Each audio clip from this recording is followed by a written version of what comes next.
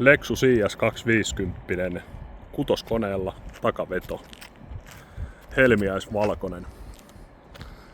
Japanista tuotu. Mä oon itse tuonut sen Suomeen ja todella siistissä kunnossa. Ei oo autossa itsessään valittamisen sanaa oikein missään kohtaa.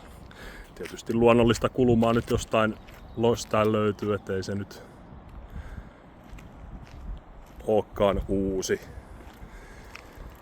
Sisältä nahkapenkit.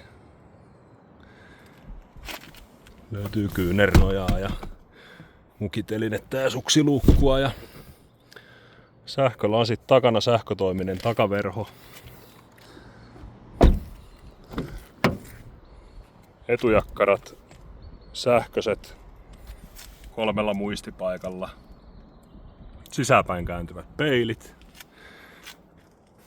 Soitin upgradeattu.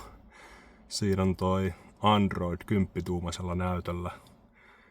Ja mallikohtainen, että toimii kaikki rattinappulat ja ilmastoinnit sun muut. Etupenkit on ilmastoidut, eli siinä on viilennys- ja lämmitystoiminto etujakkaroissa. Todella siisti kampe. Pirtee menemään, hyvät rouheet kutoskoneen äänet. Ei oo kyllä autossa valittamista.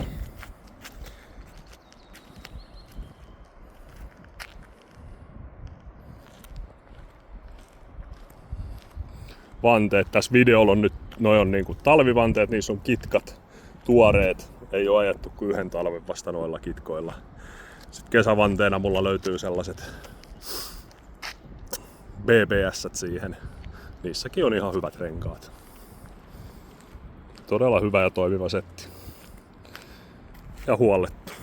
Katsastettu 2 kuukautta sitten. Ei mitään valittamista.